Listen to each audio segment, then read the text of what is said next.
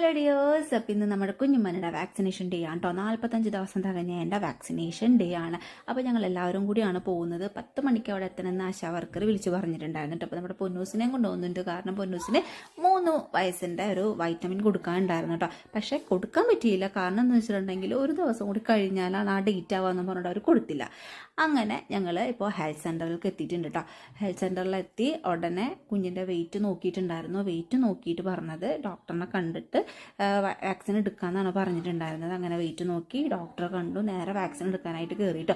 Vaccine എടുത്ത് കുഞ്ഞുമ്മയുടെ കരച്ചിൽ കേട്ടോടുകൂടി പെട്ടെന്ന് ഞാനും കരഞ്ഞു പോയിട്ടുണ്ടായിരുന്നു കേട്ടോ. പിന്നെ ഒരു അരമണിക്കൂർ വെയിറ്റ് ചെയ്തിട്ട് വേണം പോകാനെന്ന് പറഞ്ഞിട്ടുണ്ടായിരുന്നു. അപ്പോൾ കരച്ചിലിൻ്റെ തിക്കും തിരക്കിലും ഗൈസ് ഞാൻ ബാക്കിയുള്ള വീഡിയോസ്, ഹോസ്പിറ്റലിലെ വീഡിയോസ് എടുക്കാൻ ഞാൻ മറന്നു പോയിട്ടുണ്ടായിരുന്നു കേട്ടോ. പിന്നെ അവിടെ നിന്ന് അരമണിക്കൂർ വെയിറ്റ് ചെയ്ത് ഞങ്ങൾ നേരെ വീട്ടിലേക്ക് പോകുന്നു കേട്ടോ. വീട്ടിൽ പോകുന്നു അതായത് വാക്സിൻ കഴിഞ്ഞ കരച്ചിലും കഴിഞ്ഞ് കുഞ്ഞുമണി ഉറങ്ങിയതാണ്. പിന്നെ വീടെത്തിയിട്ടും ആൾ ഉറക്കത്തിൽ നിന്നിട്ടുണ്ടായിരുന്നില്ല. വന്നു തൊട്ടിലേക്ക് അടുത്തി പിന്നെ ഉറക്കത്തിൽ നിന്നിട്ടുള്ള കരച്ചിൽ പറയണ്ട. പക്ഷെ നോർമലി എല്ലാ ദിവസവും ഉള്ള കരച്ചിലിനേക്കാൾ വ്യത്യസ്തമായിരുന്നു. വളരെ കരച്ചിൽ കുറവായിട്ടാണ് തോന്നിയിട്ടുണ്ടായിരുന്നത് കേട്ടോ. വൈകുന്നേരമൊക്കെ എപ്പോഴും കാലൊക്കെ അനക്കി കൊടുത്ത് മറ്റേ പാരസിറ്റമോളിൻ്റെ ഡ്രോപ്സ് ഒക്കെ കൊടുത്തപ്പോഴേക്കും ആളൊന്ന് സെറ്റായിട്ടുണ്ടായിരുന്നു കേട്ടോ. അങ്ങനെ ഇന്നത്തെ ഒരു ദിവസം ഇങ്ങനെയായിരുന്നു.